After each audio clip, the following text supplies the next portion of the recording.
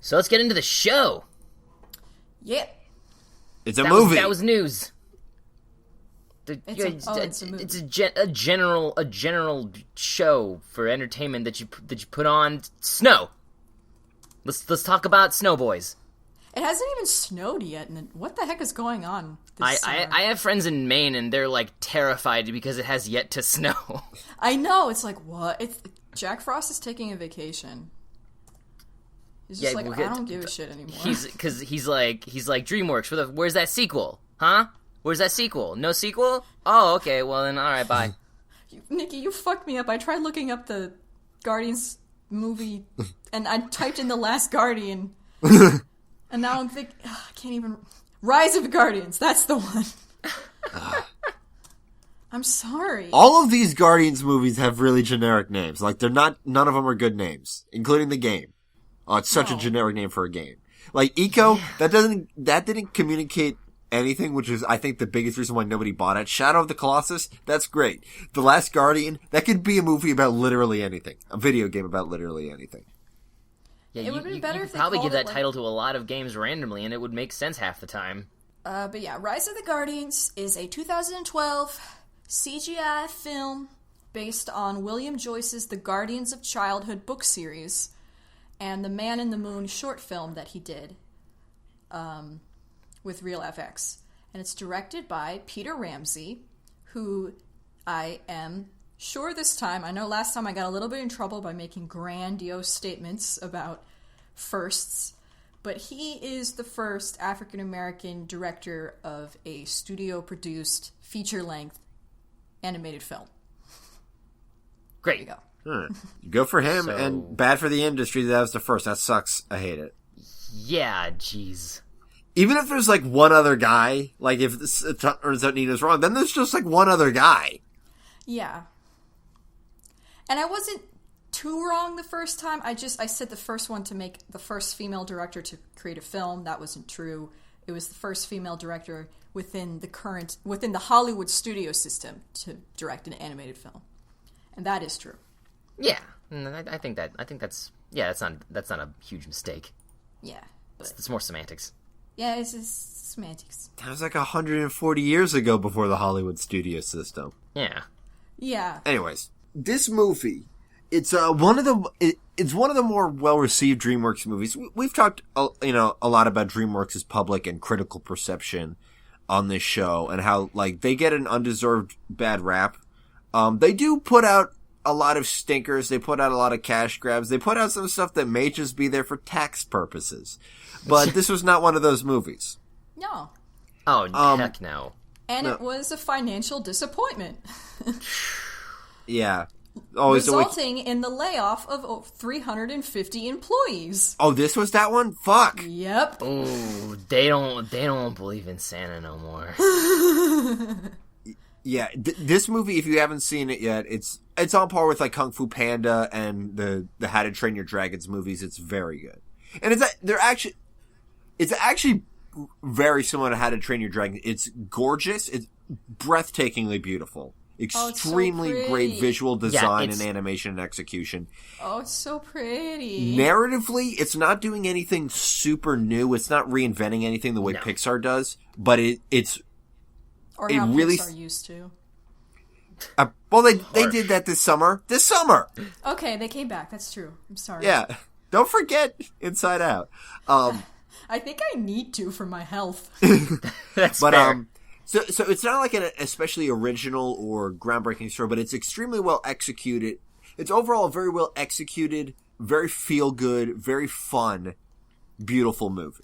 Super fun. Yeah, and I think the whole premise helps the whole lack of, like, the very basic story, because it's very much like a modern fairy tale. So it has those kinds of a lot of leaps in logic, a lot of things where if you're a grown up and you think about some stuff that happens for 2 seconds, you're like, wait, what? Literally what? Like, yeah, there was one of those. I don't remember what it is. Half of my notes are those. Oh, so, okay. Yeah. Honestly, I had one of those when I watched the trailer, where the kid, like, there was a scene where the kid sees all the Guardians after he wakes up from his bed. He's like, oh my god, Santa, Easter Bunny, Tooth Fairy. How do you know that's what the Tooth Fairy looks like? She's never looked like that before. She's always been like some Tinkerbell-ass little lady, and now she's some hummingbird. It's a cool design, but you don't know what she looks like. Yeah, those are my first two notes. That like that's my favorite interpretation of the Tooth Fairy. But this is absolutely the best Santa Claus. Yeah. This is an the awesome best. Santa. He's Everybody's great. awesome. Like, even the Easter Bunny's awesome. Like, even as a kid, I had no way to picture the Easter Bunny. I was like, what the fuck is this thing supposed to look like? Design-wise, the Easter Bunny is awesome. But again, this is my first thing with the film. Australian rabbits are an invasive species. Yeah. I was expecting a goof about it, and it never happened. They just think no, come on. Apparently, in the original books, the Easter Bunny created Australia, so that might have something to do with it. That's kind of worse. That's bananas. That sounds like Where is that in my notes? If you Yeah, because if you interpret that because as he was resculpting parts of the planet in ancient times, I guess, with his tunneling, and he just didn't put bunnies there. He kind of constructed Australia. Is that what the current generation of non-indigenous rabbits in Australia think? Do they think this is manifest destiny? Are there like a currently extinct Aboriginal Australian race? Aboriginal rabbit race in Australia? I mean, with those tattoos, maybe. This is like an even worse Watership Down. Okay, but a didgeridoo, but for a rabbit. Oh my god, that'd be awesome. It's real little. And like it's a kazoo. It's a kazoo. And like he plays it, but he plays it like if you give him like a stick of celery, just like. Oh my god. But yeah, we'll talk about Bunny Mund more. But yeah, all these. He was designs... Hugh Jackman, by the way, which is also fitting because he's Australian. That's what I called like people like him and Mel Gibson. Australian, and you have to emphasize it like it's a question. I think he actually is though. He's actually Australian, yes. Yeah, he is. You also mispronounce his name. It's Huge Jacked Man. I call him Huge Ackman. My first impressions of like the film is like when I first saw it was coming out, it didn't impress me at all. I had friends who were really into it, who loved watching it while they animated and did their work and stuff. And so they sat me down and we watched it together, and it was fun. I had fun with it. I didn't like impress me super much at the time, but I was like, yeah, whatever. But when I sat to rewatch it again for this recording, I just was bubbling with happiness. Like, it's just the kind of thing that I really, really needed in my life at this exact moment. Just like fun and pleasant and good feelings and believing and like, children doing jackass style stunts in the snow. Yeah, it was just so sweet. I was in love. I was like, this is perfect. This is exactly what I needed. By that couch. That was the funniest joke in the movie when I first saw it. Still the funniest thing. I laughed my ass off when that kid just ate shit on that sofa. And Jack was like, oops. Ooh. Almost murdered a child. So if you don't know, this film is about all of these guardians of childhood: Santa, Tooth Fairy, Easter Bunny, Sandman, and Jack Frost, who isn't quite a guardian yet. I mean, he's just a dude. He's our main character. He's like wandering around. He is a trickster. Yeah. He's having kind of a crisis, 300-year-long crisis. And they try to get him to join their club because Pitch Black, or the Boogeyman... Or Benedict Cumberbatch. Yeah, it's not my joke. Uncanny resemblance! Yeah, but it wasn't played by him. It was played by Jude Law, who I like. Doesn't matter. Yeah. I mean, it's because like when this movie came out, Tumblr and like that Tumblr was like, we're really gonna talk into about that. And it's like, obviously the villain was just Bendy Toots. Yeah. I was gonna call him Benny Cum, but I don't wanna. No. B-Batch. British B-Batch person is good. complicated. Dick Batch. Oh, my favorite one was a bitter melon cucumber. What is it? Bitter cucumber melon? Yeah, that's it. I don't know. Whatever. That just sounds like a thing I don't want to eat. Wasn't It's a it real just thing.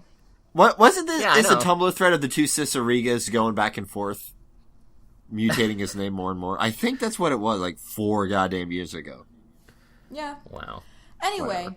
not Benedict Cumberbatch, but Jude Law as this pitch black The boogeyman boogeyman. guy. That's another thing I like about the movie. Like they each have their own like real names, and then they have quote unquote like basically like their nicknames that happened because they know each other or whatnot are their names, and then like what their legends call them. well, and they Except also Jack had Frost. lives before they became legends, which is kind of the fun thing. I'm about pretty this sure franchise. I'm pretty sure the Easter Bunny's human name wasn't Bunnymund. Well, in the books, he's actually an alien. Ooh, every time you say something, I gotta read these. I know. Every time I kept doing research for this and like reading, like, because one of the artists who worked on the film has been doing a lot of like comics on the side about these characters, and then I started like reading stuff about the books, and I'm like, I need to read these. Like need to sometimes read sometimes I feel bad that you do all the research, and then I always forget to or don't get around to it. But then this can't happen. Like this is great TV. Dang. But yeah, he wants to essentially ruin children's dreams because he's upset that they don't believe in him anymore. So he's going to destroy everything. Yeah, the way that these magical men work is that, they're magic and everything, but unless children believe, they can't see them or interact with them. So there's a shot that happens a lot in the movie where a kid will walk through one of these people and they'll be like, they don't believe in me anymore. It happens like 4 times. Yeah. Which, Well, it's very communicative. It's fine. it didn't bother me because it was... Oh, it doesn't bother me at all. Yeah, because that's and again that's sort of like the tone of it all, because it's like that raises the question, like, if no one likes Jack Frost and no one talks about him and the humans can't see him, how does he already have a Jack Frost myth or folk tale or like how did humans saying Jack Frost is nipping at your nose come to be a thing? Were Guardians talking shit about him and some kid overheard? Like, I think what it was is that it's some shit that like adults said and kids were like, "What are you talking about, Mom? I'm playing my Game Boy." Yeah, I mean, well, like, Easter Bunny, Tooth Fairy, and like Santa can prove that they're real because they like do stuff, right? Yeah. So kids believe in them. But Jack Frost, it's like, it's cold now. You think that just happens this anyway? is supposed to happen. But yeah, It happens without him. That does Yeah. bring up the point of how anyone had even heard of him at all. Yeah, that's what I'm saying. That's what I was asking.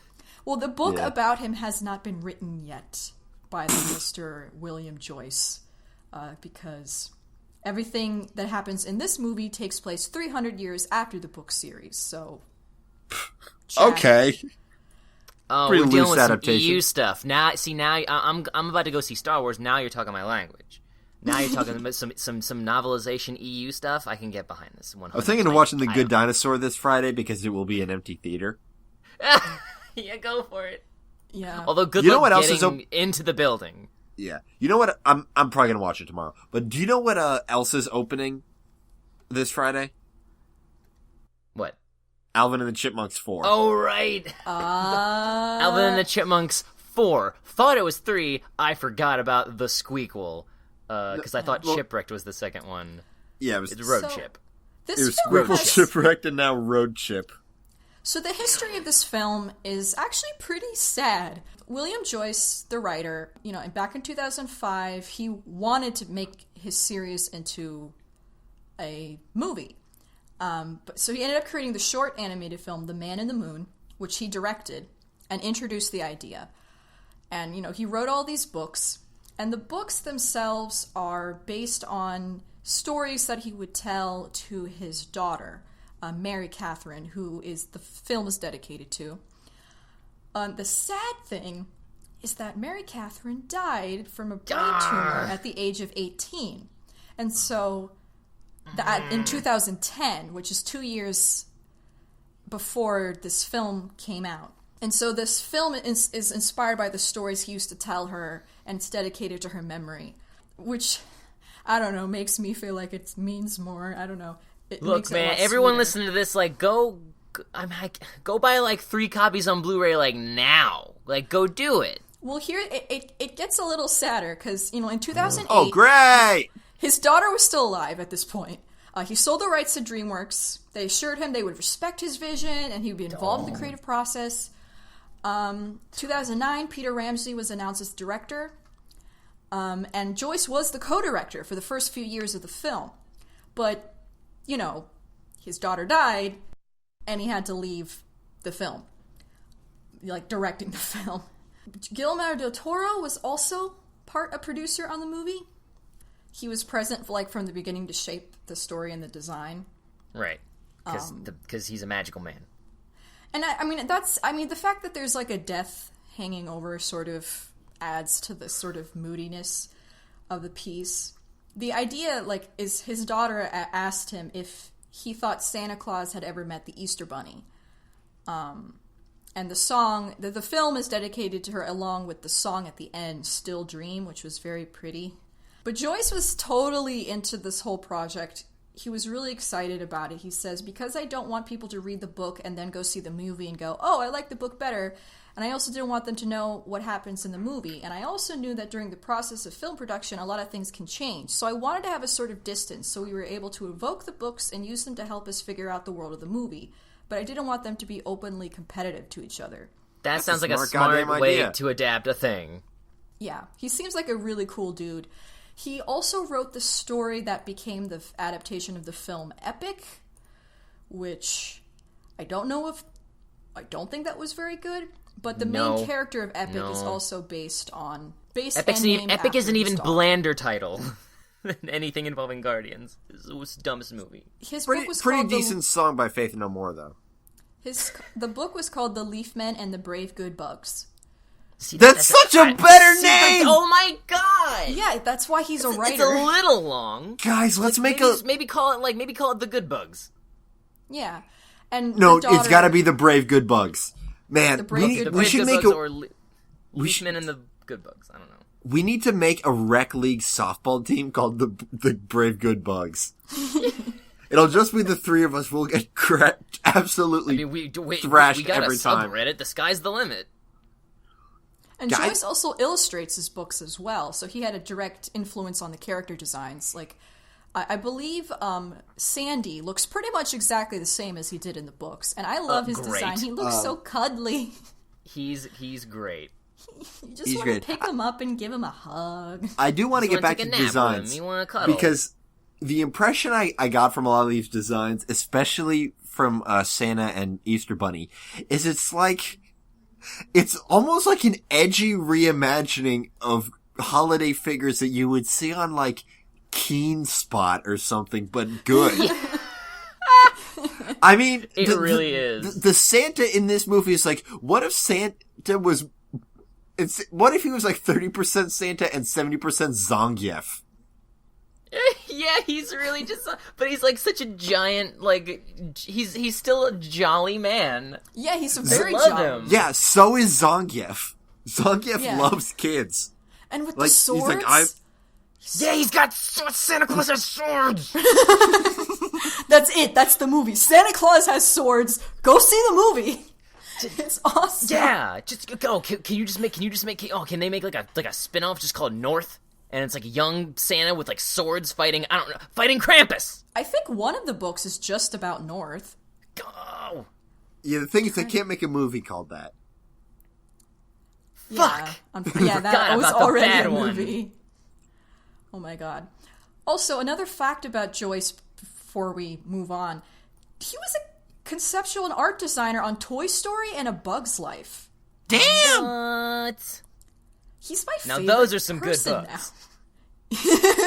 Yeah. And they're brave good bugs. They're brave good bugs. Brave good bugs. We should change the name of this podcast to The Brave Good Bugs. Oh my gosh. Yeah, I think all my other facts are like background information about the books. Oh no. Oh no. Oh no. Sorry, I just found the the credit given to Mary Catherine, and it says, "For Mary Catherine Joyce, a guardian fierce and true." Don't. I'm about to cry for real. I know. Yeah, that was the dedication right at the beginning of the credits. I remembered I remembered that. Anyway, but this film is very hard. It has a heart, you know. Even if it's kind of slick and modern, what with Jack Frost and his hoodie that he has for some reason. Can I tell you something? Like, as hip as Jack Frost is, I realized this halfway in the movie. This is the best thing they could have done, because if they would have made this in like 2000, in like 10 years prior, in like 2002 instead of 2012, he would do nothing but be goofy and shitty and make ice puns. I thought you were going to say. I thought you were going to say he would do nothing but rap. Yeah, he would have a rap too. You know he would. Either him or No, that would be the Easter Bunny. The Easter Bunny would be the hip rapper. Because he's hip hop. Yeah. He would be hip hop. That would be his name instead of Bunnymunt. Hip hop. He'd give everyone nicknames. Jackie Froyo. He would wear a big egg on a chain. Oh, yeah. No. Dude, you actually have to draw this.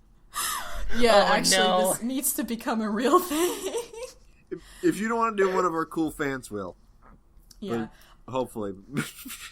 But also, I could never get used to how freaking deep his voice is. Like, he's played by Chris Pine. It's just Chris Pine. It's just so obviously Chris Pine. Yeah. But he looks like a teenager, because that's when he died, I guess. Yeah.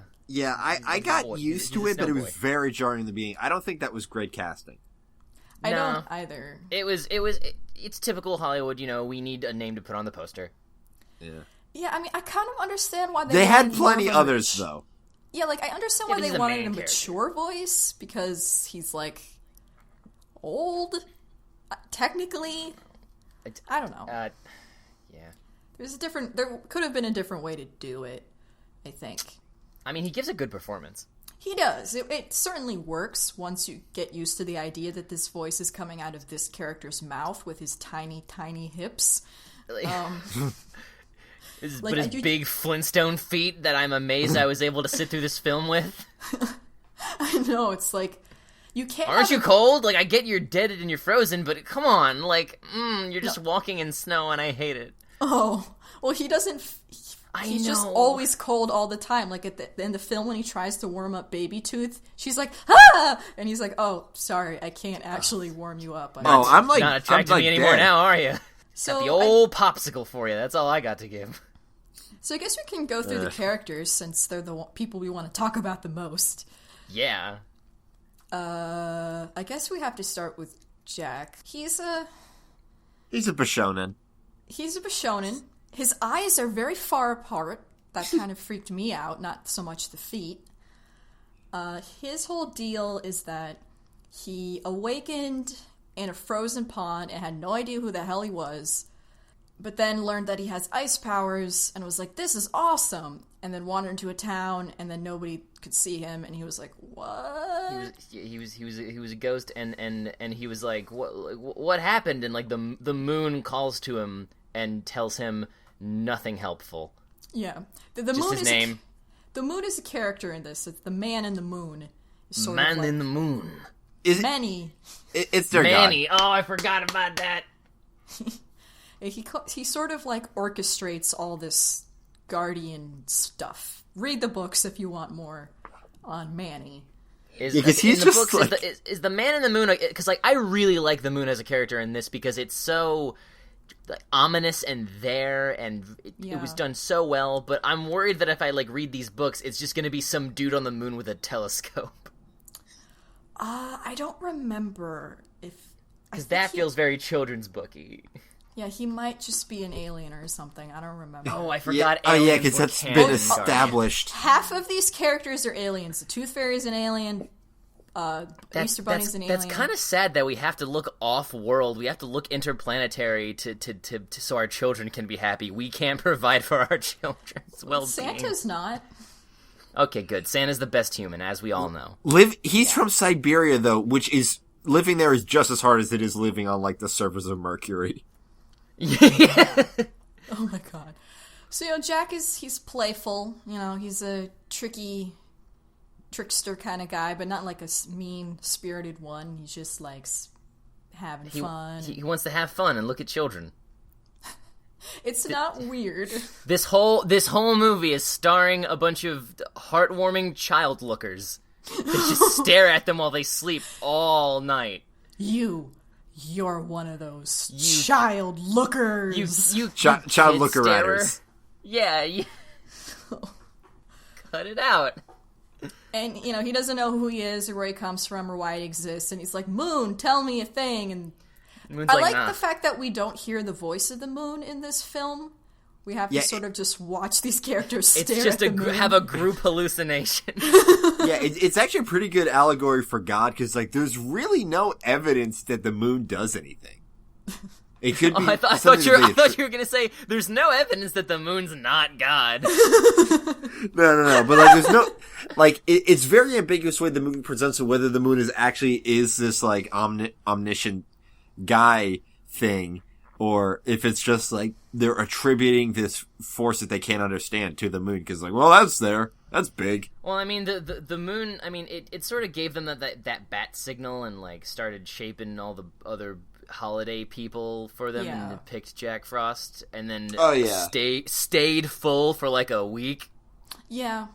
Oh yeah, that too. In the exact same position, because the next day they look up, the moon's it's right exactly where it was in the last shot the last night. But okay, that's fine. Does this take place in the same universe as, say, Assassination Classroom, where NASA went up there and just turned the moon so it looks okay? Because in that, the moon was always in the crescent just because of the angle that it was destroyed. But if they just rotate it, it looks fine. That's a good point. That It's might not cause it's not a good astronomical tidal damage. It didn't when it got blown up, so I'm sure it's fine. But anime loves blowing up the moon.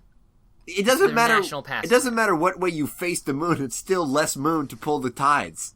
And it was not a good point. I cannot stress that high enough. I'm pretty sure the anime that fucked with the moon the least, probably Sailor Moon. I mean, there was a civilization on the moon. Yeah, but it didn't blow up. No, it just crumbled. Anyway, we're talking about Rise of the Guardians. So, I guess. Jack, he wants his memories, whatever. He's not super into the whole guardianship thing. He sort of... They're like squares to him. They're like, man, I don't play by rules, man. Yeah. I'm a free spirit, and all the tiny bird chicks dig me. But yeah, his sort of thing is that he actually has one-to-one interaction with kids, which is something the other people don't have. So yeah, that was a really good line. It's we're too busy bringing joy to children. We have no time for children. It's ouch. Yeah. Yep. I love it. So who is next? North. Start off talking about North. Santa He's the Claus. He's played by Alec Baldwin, and he's sort of the leader. And all these guardians are a guardian of something. So Santa is a guardian of wonder, which makes sense. He lives in the North Pole. I wonder how he gets past trademark and copyrights when he produces all the toys children want. That's always been my problem with Santa. I appreciate how in this movie he's not just making wooden trains and shit. No, he's making legit toys kids would want to play with. He's making Amazon drones? Yeah. But yeah, he lives at the North Pole, of course, in an ice castle. And instead of elves making things, they're Yetis. And the elves are just kind of doofs that hang around. What it is, he says, we let them think they make the toys. What it is when I was 3 years old and my dad bought a Super Nintendo and he would play Mario, he would hand me an unplugged controller and let me think I was playing. Yep. That's a dope parenting strategy. Then they got too annoying for him, so he started shipping them out to people as elves on shelves. Oh no. Apparently in the books they were members of his outlaw band. With names Gregor of the Mighty Stink. Santa's this Santa is the coolest Santa. He's the coolest guy ever. He's awesome. His whole Like, I mean, we've seen a lot of Santa's toy shops, but this one is really nice. Like, it's very imaginative and really pretty, and, like, I loved seeing his, like, office and, like, all the stuff. Because this film came out in December, I believe, even though it's not really a Christmas film. Even though it has Santa in it, it actually takes place... Because it's the best holiday. If you're making a holiday movie about all the holidays, then Christmas is going to be the best. But this film actually takes place around Easter. Doesn't matter. Most of It's a Wonderful Life was not around Christmas. Hell, most of Nightmare Before Christmas takes place in between Halloween and Christmas. That is true. But now we can finally say we have an Easter movie. Yeah. It's this, and what was the other one? Hop? Oh, I forgot about Hop. I only remembered it because I saw it in the info box at the bottom when we were looking up Peanuts movie. That movie was... There's also a TV Peanuts Easter thing. Oh, yeah. Yeah, that's not... that's something. There's every holiday. They probably made one for Arbor Day. But yeah, North has all the best lines. He just has all the best everything. Yeah. His sleigh... I love how when he swears, he just says, like, Russian artists or famous people. That's very Lumberjanes, actually. Yeah. Because in Lumberjanes, whenever they're like this, like if they do like a holy crap, it's always holy and then some kind of feminist icon, like Holy Mae Jemison. Yeah. Wow. Then we got Bunny Mund, who is, the guardian of hope, played by Hugh Jackman, as we said before. No, you misunderstood. He's the guardian of Hop. Yeah, there was a typo. Oh my god. A clerical error that he just didn't because of my weird accent. That's a lot better. Out of all the characters from the books, he's the most different. Because in the books, Bunnymund is like a calm, technically inclined chocolate hobbyist who wears pants and like a vest and is adorable. Whereas this is more of a warrior type Easter Bunny, inspired exclusively by the fact that they cast Hugh Jackman to play him. So they're like, well, let's just give him a boomerang. Make him big. Make him good at punching. Australian for no reason, and just don't bring up Jesus ever. It's easier to do with Christmas because more people give a fuck about Christmas outside of the religious connotations. But it's like, what do we have for Easter that isn't Jesus? Chocolate. What else? Eggs. Okay. To put on my egghead hat for nerd hat because obviously you're going to talk about the all the more pagan traditional roots. Yeah, the pagan tradition thing. It's like your go-to spring holiday. It's like, all right, everything's not dead anymore. Here's our hope for the future. Let's plant some crops. Let's bury our dead now that we can break the ground with the shovels. Let's keep going. And let's grow our crops on top of our dead. But I just love that, like, because it is hard coming up with a lot of solid marketable imagery, so they just leaned on these eggs. It's hard. It's like all the Catholic holidays. They moved it to be like, okay, we need a reason for these pagans to celebrate our holiday without knowing they're celebrating our holiday. So we're just going to let them do what they normally do, but say it's Easter, and they're doing it because of Jesus.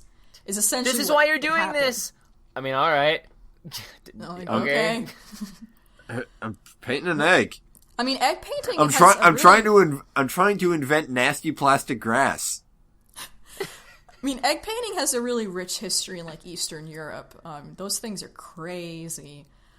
I guess I just like how sacred this movie treats the concept of the Easter egg hunt, because it's like. Because again, like, and this is another problem I've always had with like Santa lore and any kind of holiday myth. It's like you're in this world where Santa 100% facto exists, but yet the parents don't believe in him. Who do they think is leaving these gifts and breaking into their homes for these children? Like, what I assume the same thing happened is that the parents just don't communicate. Because like I had one of my best friends, Jeremy. One year both of his parents got him a copy of Metroid Prime because they didn't talk to each other, and then I got one of those copies of Metroid Prime, and it was the best Christmas ever. And I assume it's like that, where it's like, I guess my wife, who I hate, got him that gift. So But like, all the but parents it was kind of the same thing for the Easter Bunny, where it's like when later in the film, Pitch's plan is basically to fuck up all the holidays so kids stop believing. And like, wouldn't you think that the parents would make up for it? Like they yes, fucked it's up like all well, the eggs. that's my thing is like so the parents are just like, well, the Easter Bunny will do it. And it's like, yeah, so like you are they believe in relying the Easter on Bunny? this bunny they don't believe exists to leave these eggs? Like, are they? Because like, can the parents see them? I guess if they believe, do the parents believe in them? But I guess parental beliefs don't have any magic. Once you turn 18, you lose all your magic, which I guess is true. It's Monsters Yeah. Inc. rules. You know, screaming adults don't do dick. no, Yeah. I mean, adults are has to- always screaming all the time. Yeah.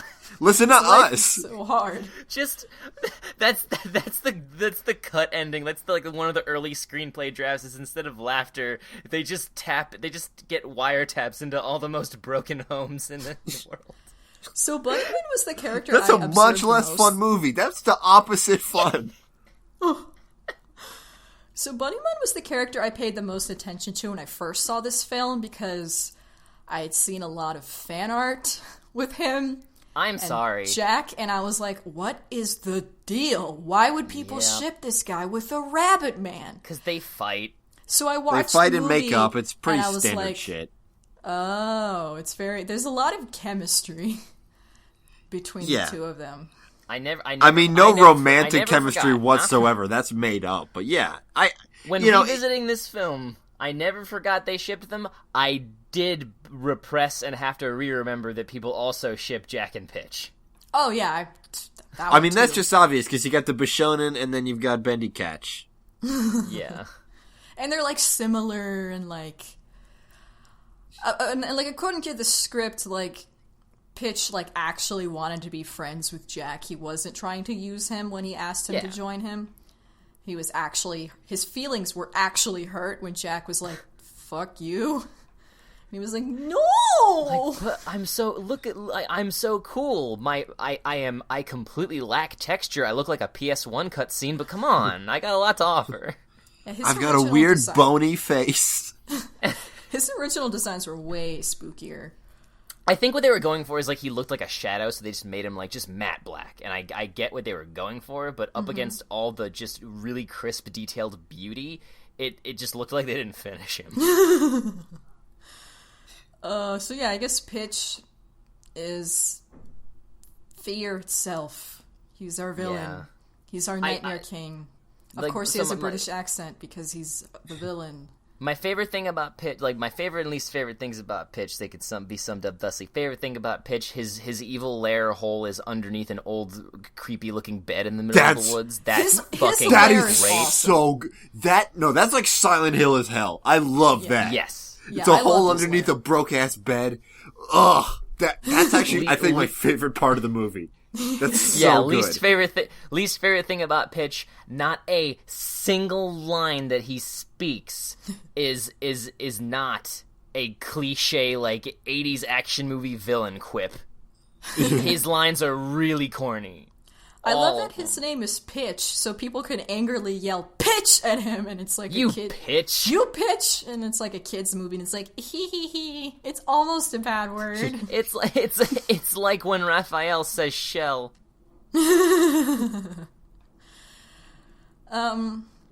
I don't know. I dig it. I dug him. I didn't mind him that much. I mean, he did his job. I do feel kind of bad for him because it's like, okay, he was created to be a spooky thing that kids don't want, and the Guardians, Guardians' what job was- is to fight against him, and it's like, They didn't fear's really- important. Yeah, The I feel movie like they could've- really I- raw-dogged Pitch. Yeah, I it's feel like they could have given him like just a really fun, like it could have been phoned in, just some sort of tragic backstory, like he he used to be the does. guardian of something else. he does in the books. Why did we even consider the possibility that it wouldn't exist in the books? So what's his sad man story in the book? His sad man story is he's also an alien. Oh, And he was like guarding like, I guess, like, a Pandora's box of sorts door that, like, held all of the fear and misery. Okay. And it tricked him into opening the door by using the voice of his dead daughter. Make him open the door, which is sort of called back in the film when Pitch tricks Jack by using the voice of his sister to make him approach the shadows, right? Right. Also, as we learned earlier on, dead daughters are important to this franchise. Yeah. But yeah, like, originally he was, like, not super, like, evil. He was just kind of, like... I mean, he just kind of did his thing. Like, fear is important. Yeah. Like, I thought about it to myself, and I was like, he could have been the sadness of this cast. Yeah, like, actually, by, like, chasing away fear, you kind of screwed these kids over, because it's better to encounter fear as a kid when the fear isn't I'm gonna get hit by another couch! Yeah, like, you're scared, but you're not actually scared of anything real, and it's good to, like, learn how to deal with those feelings before, like, you enter the real world and actually terrifying shit exists, and it will kill you. These kids will have no survival instinct. Exactly. They'll have no idea how to deal with problems or danger. The second they get the second they get a letter in the mail from the bank, they're gonna open a loan. They're gonna have so many credit cards. I mean, there's value to, like, doing the thing where you turn off the lights and then run up the stairs really fast because you don't want the spooky ghosty or whatever to get you, even though there's not a spooky ghosty. Yeah, exactly. Even though you know that nothing bad's going to happen because you're 25 and you got to wake up for work tomorrow. But, Tooch, do you know what spooky ghosty is a reference to? No. Jimmy Neutron, Fuck. I think it was, it was the foreign kid Bulby. Oh, of course it's He's like, you have to watch out for spooky ghosties, or something like...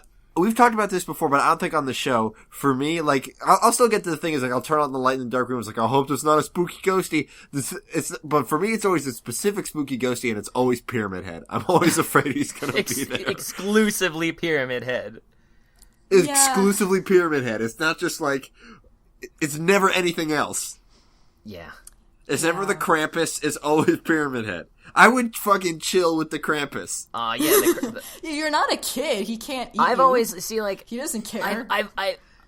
When I first learned what the Krampus was, I thought to myself, this is super cool, and my immediate thought was, like, this should be put back into modern lore, and then I went, yeah, but we can't make kids terrified of being either eaten or kidnapped and taken to God knows where...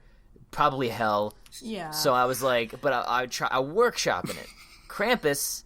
I mean, okay, that's why. Let me pitch this. If you're bad this year before Christmas, Santa Claus is still gonna bring you toys because like he's got like come on, like he can't. He's a nice guy.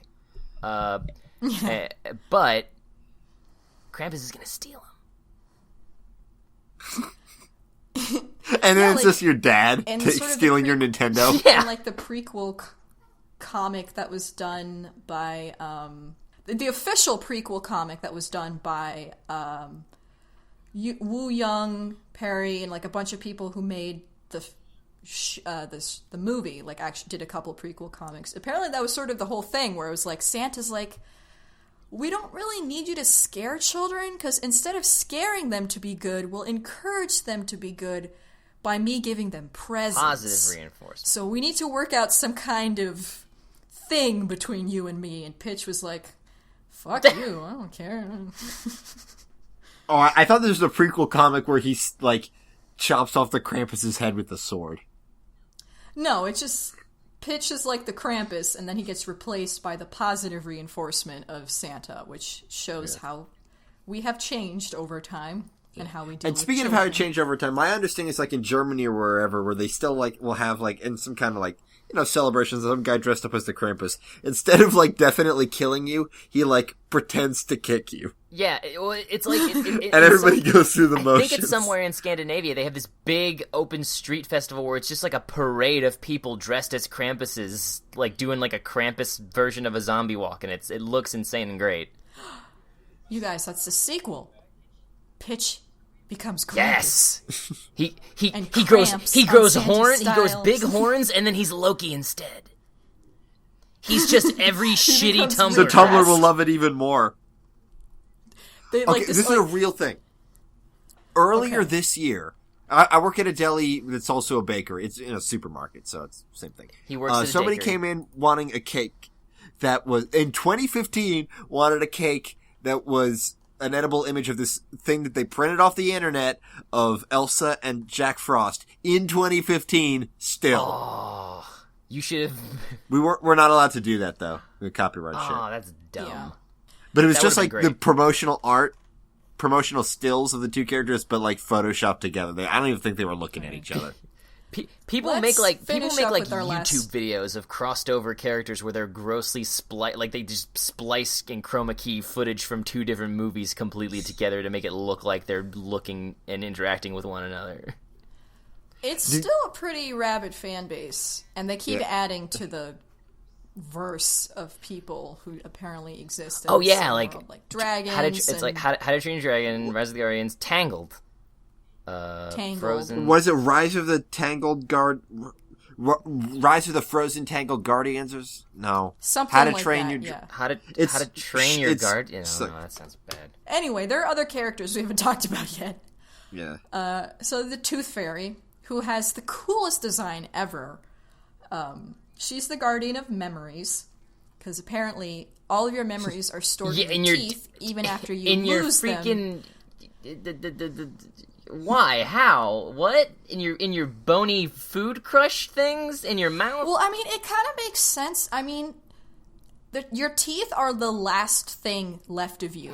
Like, when you're just the deadest dead you could possibly be dead, your teeth will still be there. Like, it's like the last remnant of who you are, or that you even existed.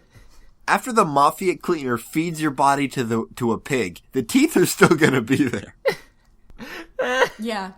It's the only part that I can't See, digest. I figured the justification was like you lose them as a child, so that's like a physical representation of your childhood. Exactly. But it's still And once funny they're all gone... because it's like, and I loved how Tooth Fairy is just really grossly obsessed with teeth. She's great. Yeah, it was hilarious. And, like, it was so cute, like, when we first saw her opening, and she was like, it's her first tooth! It's so cute! Ah! She's like, look at the blood and gum. What's it later? It's like, oh, yeah. One fun plot hole is that, like, in the tooth deposit box of Jack, it had the memory of him dying, and does that imply that she recovered the teeth from his dead ass body or something? Probably. Maybe I don't know. that's You what see, I don't think he would have. But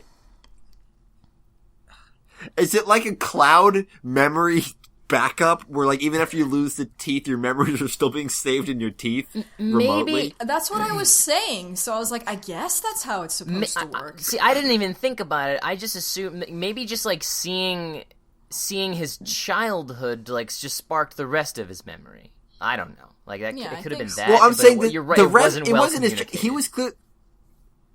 Yeah, it was his last memory. He died after. Anyway, it's like I love making fun of plot holes like this. What was that other movie we did it a bunch at? I don't know. I really don't care about these plot holes, No. though. No, Like, they're it does- fun. I'm like, It's I still a totally fun get movie. them, and I see them, and I'm like, yeah, that's a huge plot hole. But it doesn't, like, make me enjoy the movie less. There are some that definitely do, but these are just the kind of, like, movie magic, whatever nonsense. A lot of the stuff, a lot of the major plot holes for me were just the pitfalls of every holiday movie where they have to treat the holiday like the biggest deal. Yeah. It's like, guys, does every major civilization in the world even have a tooth fairy like myth? Like, what? Yeah, that was the whole joke with the mice. Yeah, I mean, yeah. So that's Europe- one. But Oh, yeah. It was traditionally mice. And Latin America, too, it's a little mouse. That's why our mom, who's wait, super there's- afraid of mice and rats, never put her teeth There's under mice her pillow. stealing- She was terrified that That's a a little really messed up mouse lore. Like would a come. real animal that exists is gonna come take the teeth from your face, Not from your face, from your near your pillow face. or whatever. What if they Near get your greedy? What if they face. want That's more? why she hated. That's why she never did the tradition. And also before, like, globalization and all that shit, like, it was baby Jesus who leaves the presents. What? Yeah.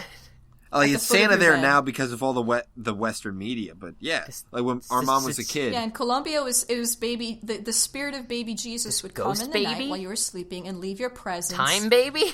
By the foot of your bed, unwrapped. Wrapping wasn't a thing. It was just, here's your present. Wow. But yeah, the Tooth Fairy is very important to the plot because that's how Pitch fucks everything up. Because he steals all the memories. He steals billions of teeth, possibly trillions. And because the teeth hold the memories, that made a lot of people forget about the Guardians being a thing, and that sort of really hindered them. And her whole deal is that she, like, separated her being into tiny little mini versions of herself to actually do, like, the grunt work of delivering all these teeth, because it's a 24-hour job. Yeah. And our other 24-hour guy is... Wait, before you do that, is there anything creepier to steal a lot of than teeth? No. Nail clippings? No, that's just gross. Teeth are creepy. Yeah. Teeth, like, can be gross, but it's like, fundamentally creepy. Well, human teeth are a little kind of weird. Like, They're when they weird. were collecting all the teeth to, like, help Tooth Fairy out, since Pitch also stole all the fairies, and they're just, like, bragging about having these gigantic bags of teeth, and I was like, yeah, that's actually ghoulish. Because here's the thing about human teeth that people don't often realize, like, you know, like, you look at a cartoon tooth, you have 2 teeth that look like that. Yeah. yeah. Well, or sometimes they're like molars, but, like, you've got, like, all those teeth in the middle that are, like, really weird. They're, like, gnarly. They're either, like, and pointy when or they fall flat out. or gross with the roots. And then you see the inside of the tooth, and you're like, what is that? Because you eat so much candy. It's like, oh, this was hollow the whole time. Wait a minute. I'm 19. This shouldn't have fallen out. And our last Guardian is Sandman, or Sandy. He's apparently the oldest of the Guardians. He's the Guardian of Dreams. People have been doing that the longest, probably. Maybe shitting before very that. true. Is there a And Guardian he doesn't shit? speak. You're already taking a dump. That would be you guys. You guys would be the collective guardians of taking a dump. To protect the children while they dump. I will dump for the children so they do not have to dump. It's like what I'm already doing, because my butt's so bad. I have such a bad butt. So Sandy doesn't speak. He sort of creates sand above his head to emote, and he points a lot and makes gestures. He's like also pretty funny. Speech bubbles. He's like an Animal Crossing. Yeah. With all those Yeah. stuff above his head. He spends a good chunk of the movie dead, which doesn't help things. But he comes back. His fight scene with because- Pitch is great. Oh my god, everything with Sandy is and breathtaking. he is another important plot point, not just to be a martyr, but also like Pitch turns his dream sand into nightmare sand and does the pony pun and makes That's how horses. he dies. He literally turns Sandy into himself.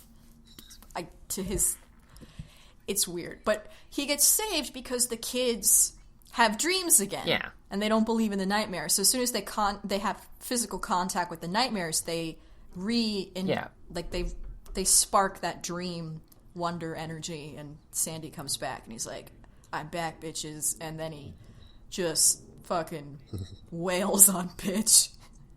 And it's awesome. He wails on Pitch like one of those plant bosses from every video game. Yeah, with the He uses the vines. It's great. And also he was just gonna And punch the a only child. Oh yeah, it's like he's like, Sandy, knock him out, and he's like with his fist, just like punching them his fist, and it's like, Yeah, he almost what the fuck, Sandy? he almost punched the kid who was who again, if this movie was made in like 2002, would have been the main character. The most important male boy in the world. Yeah, Jamie. It's the only other recurring character, and his little sister Sophie. Oh yeah, she's who was much better really character. fun. Oh, she was great. Oh man, I love love her how, like- dishevelment. yeah, Oh yeah. they clearly let her dress herself.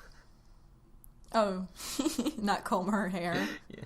Well, it looks like she was too young for school, so she probably didn't have to look presentable. So, if these are the same parents who can't even tell that they didn't put the Easter eggs out, or they didn't collect the or that teeth, they didn't know their child was missing for at least 24 hours. It must have been. Mm-hmm. Or maybe like 12. I think that was all done in a night. Because then they have that they have that scene in the credits where they're putting all the kids back into bed, and that's pretty funny. Yeah. Oh my god, her reoccurring gag with she rolls out of yeah, her bed. it's great. Just eats shit. A lot of children get minor injuries in this movie, and it's hilarious. It's like, Bunny, hop, hop. Hooray! Yeah, Jamie, this little twerp. The most of he believes the most because he doesn't have to believe because he met them. He's best friends with them. He doesn't need to believe. You know what? You know what the thing is with Jamie? He saves the world by virtue of being the world's biggest weenie. Yeah. Oh, I like Jamie. Yeah, he's a good kid. I liked all his friends. Yeah, like, all I his loved friends. Cupcake, Yeah.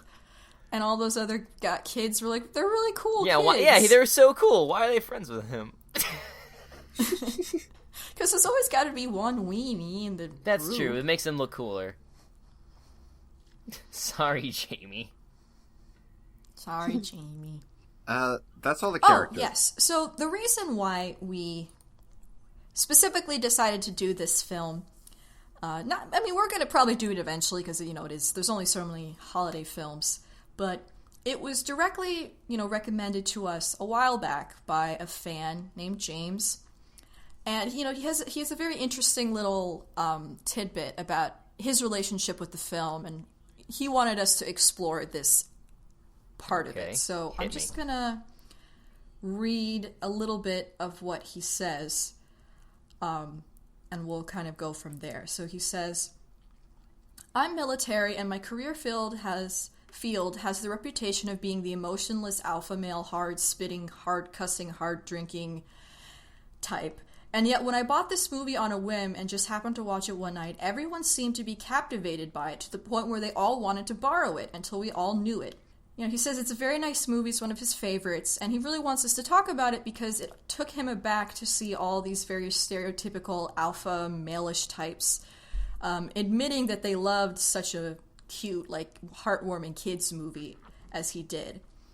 And I do think there is something to that. I mean, there is something kind of universal, even though these myths that we're dealing with aren't specifically universal. No, but this idea they're almost all believing, extremely Western. Yeah, they're all extremely Western. I think at one point they say all the children in all the 7 continents, and I'm like, what, baby penguins? What are you talking about? That sounds cute, giving gifts to baby penguins. I'd love to be a part of that, but I'm not sure it's what you're talking about. I guess, maybe 2 Antarctic researchers fucked for warmth. And they got snowed in for more than 9 months, so now they have to raise this baby in the most inhospitable place on Earth. God. Oh my god.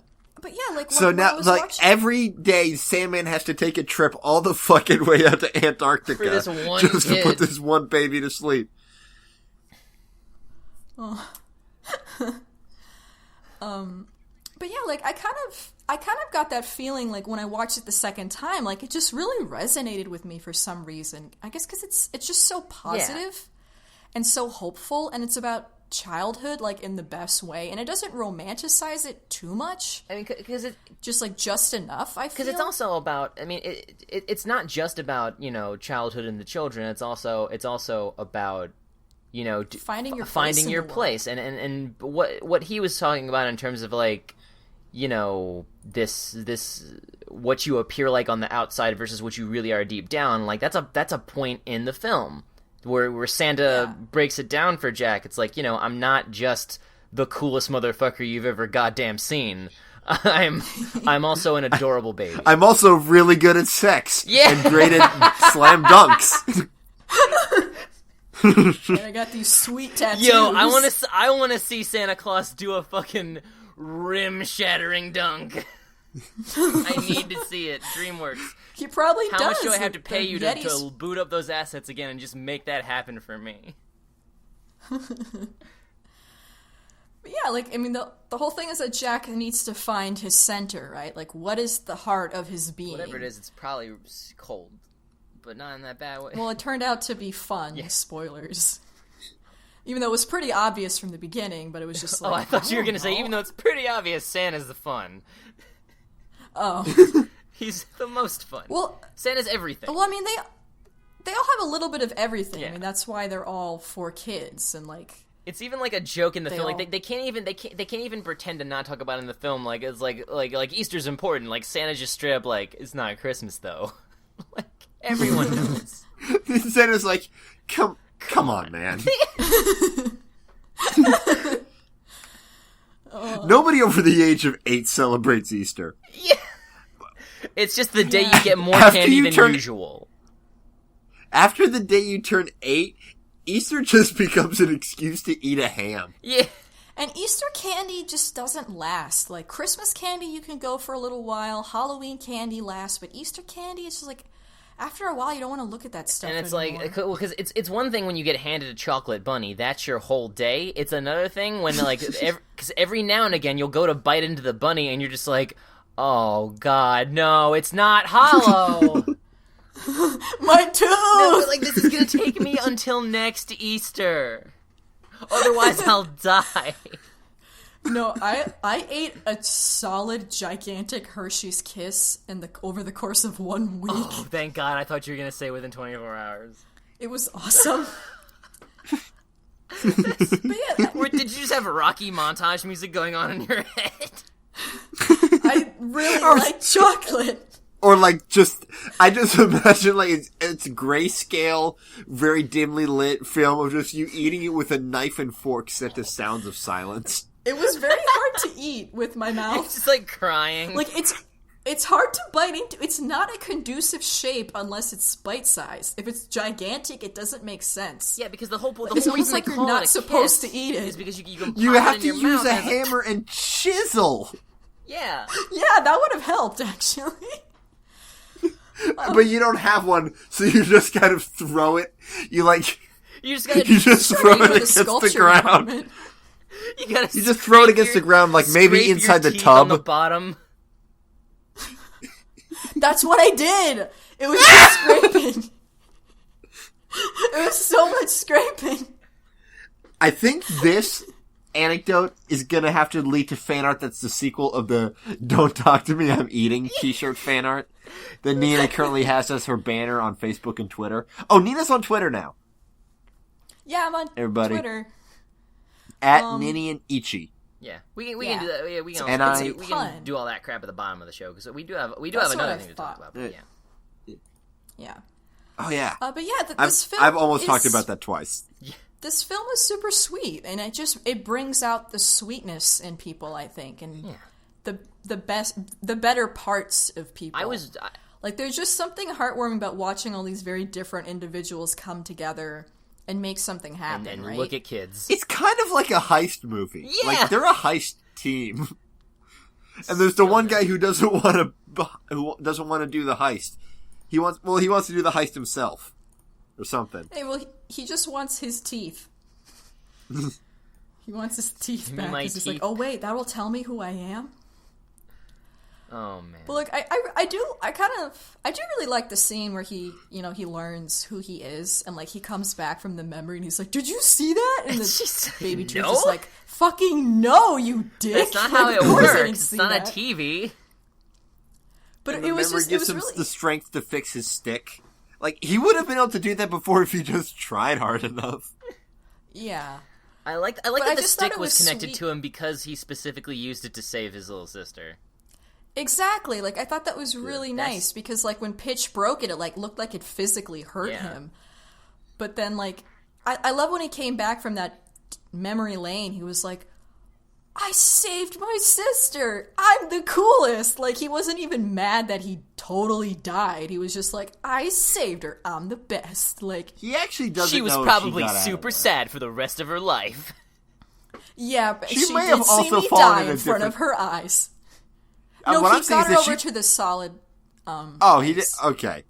So he didn't get to another cracky part stick, remember? He used the momentum to, like, just chuck her all the way to, like, the corner of the pond. Even if it broke, it would have been like maybe a foot.